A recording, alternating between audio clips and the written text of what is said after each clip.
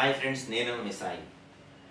ఈ మధ్య అంటే గత కొన్ని రోజులుగా, పర్టికులర్గా ఒక 2-3 రోజుల నుంచి నేను కనుక సోషల్ మీడియాలో అబ్జర్వ్ చేస్తే ఒక విషయం గురించి పర్టికులర్గా నేను ఆగిపోయాను. అదేంటంటే ఒక 2 క్లిప్పింగ్స్, పర్టికులర్గా ఒక 2 క్లిప్పింగ్స్. ఫస్ట్ వచ్చేసి సాక్షి టీవీ క్లిప్పింగ్ ఒకటి, దాని తర్వాత ప్రైమ్ నేమ్ టీవీ అనే ఒక ఛానల్ సంబంధించిన 2 క్లిప్పింగ్స్ ఇప్పుడు మీకు నేను చూపిస్తాను. పెట్టండి డీజేలు, కొట్టండి జేజేలు, పెట్టండి కటౌట్లు, కొట్టండి చప్పట్లు, చల్లండి పూలు, వేయండి హీలలు, సంబరాలకు సిద్ధం కండి, పండుగకు సంసిద్ధం కండి. గుర్తుపెట్టుకో బాస్, జూన్ 4న మోత మోగిపోవాలా, జై జగన్ నినాదాలతో రాష్ట్రం దద్దరిల్లిపోవాలా. ఆ రోజు ఫ్యాను జోరు మామూలుగా ఉండదు, ఫ్యాను స్పీడు మామూలుగా ఉండదు. 151కి మించి గిరా గిరా తిరుగుతుంది ఫ్యాను. ఇది నేను చెబుతున్న మాట కాదు సార్. ఏపీ పొలిటికల్ స్క్రీన్ పై 100 అడుగుల కటౌట్ సీఎం జగన్మోహన్ రెడ్డి చెప్పిన మాట. ఆయన నోట సరికొత్త చరిత్ర అనే మాట ఇప్పుడు ఆ పార్టీ నేతల్లో, కార్యకర్తల్లో, అభిమానుల్లో టన్నుల కొద్దీ ఆనందాన్ని నింపింది. ఇచ్చిన సంక్షేమం చిన్నరెడ్డి గారు గుర్తుపెట్టుకోండి, మీరు చెప్పిన మాట. చిన్నరెడ్డి గారు, పవన్ కళ్యాణ్ గారు పిఠాపురంలో గనక ఓడిపోతే నేను ఎప్పటికీ స్క్రీన్ మీద కనపడను, గుర్తుపెట్టుకోండి ఎక్కడ కూడా. చిన్నరెడ్డి గారు, నేను పోలింగ్ రోజు పిఠాపురం నియోజకవర్గం సంబంధించి ప్రైమ్ నేమ్ బృందం ప్రతి బూత్ లో మేము లైవ్ కవరేజ్ ఇచ్చాం. అక్కడ ఉన్నటువంటి ఇన్సిడెంట్స్ కానీ, అక్కడ జరుగుతున్నటువంటి పోలింగ్ కానీ చూపించాం. నేనే అక్కడ ప్రత్యక్ష సాక్షి.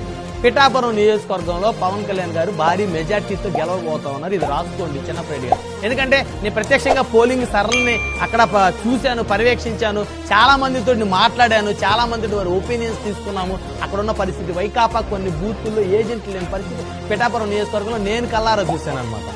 సో మీరు వచ్చేసరికి అధ్యక్షులే ఓడిపోబోతా ఉన్నారు మాట్లాడుతున్నారంటే మరి దీన్ని ఖచ్చితంగా మరి ఓవర్ కాన్ఫిడెన్సే అనుకోవాల్సిన పరిస్థితి. సో చూశారు కదా ఈ క్లిప్పింగ్స్.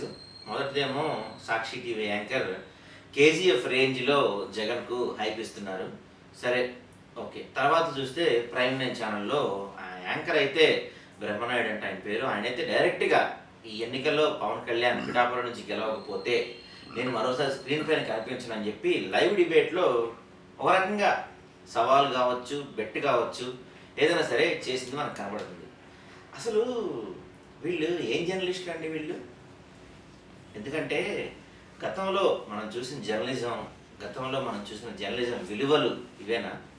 అసలు ఒక ఛానల్లో కానీ, ఒక పేపర్లో కానీ ఇంతవరకు, ఇన్నేళ్లలో ఇంతవరకు సరే రాస్తారు, అనుకూలంగా రాస్తారు, వ్యతిరేకంగా రాస్తారు, కానీ మరీ పబ్లిక్గా, ఓపెన్గా ఇంత డైరెక్ట్గా చెప్పడం అనేది మాత్రం బహుశా చరిత్రలో ఇదే మొదటిసారి కావచ్చు.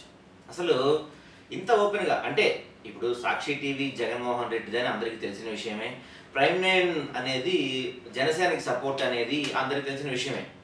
ఒక రకంగా చెప్పాలంటే మీడియానే 2 వర్గాలుగా విడిపోయిందని చెప్పొచ్చు. టీడీపీ వర్గం ఒకటి, అదే కూటమి వర్గం ఒక ఛానల్స్, మన జగన్ అంటే వైఎస్ఆర్సీపీ వర్గం కొన్ని ఛానల్స్, ఆఖరికి యూట్యూబ్ ఛానల్స్ కూడా మారిపోయిన విషయం మనకు తెలిసిందే.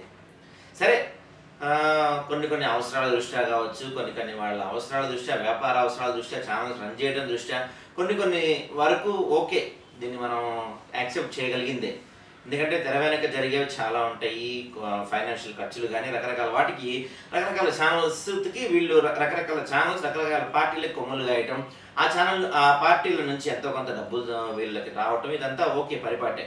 అయితే గతంలో ఇలా జరిగినప్పటికీ కూడా ఇండైరెక్ట్గా అంటే ఆ పార్టీకి ఇండైరెక్ట్గా వార్తలు వేసిన సందర్భాలు చూసాము, ఆ పార్టీని ఇండైరెక్ట్గా ప్రైజ్ చేసిన సందర్భాలు చూసాం. కానీ మరి ఇంత పబ్లిక్గా అంటే ఓపెన్గా ఇతనేమో ప్రైమ్ నైన్ ఛానల్ యాంకర్ ఏమో పవన్ కళ్యాణ్ గెలవకపోతే నేను ఇంకోసారి స్క్రీన్ మీద కనపడిన అంటారు.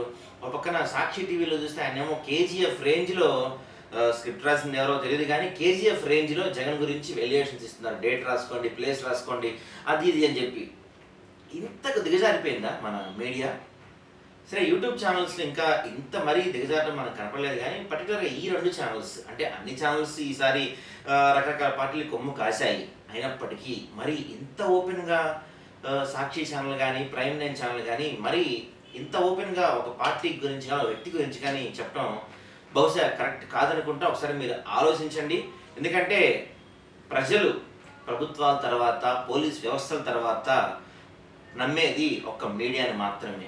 మనకు మీడియాకి కొన్ని విలువలు ఉన్నాయి, కొన్ని రూల్స్ ఉన్నాయి, కొన్ని ఎథిక్స్ ఉన్నాయి. ఇవన్నీ కాదని జనం ముఖ్యంగా మన మీద నమ్మకం ఉంది. మరీ ఇంతలా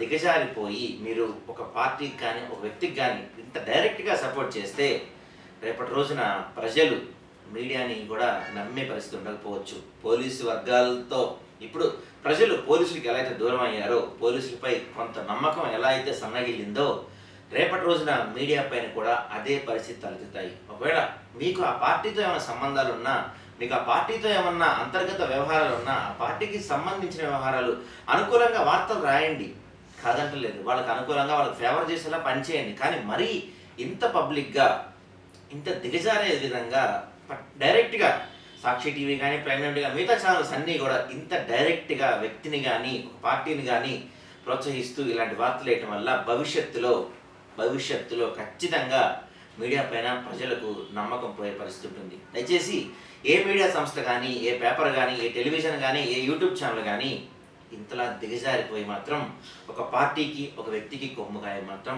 చేయకండి.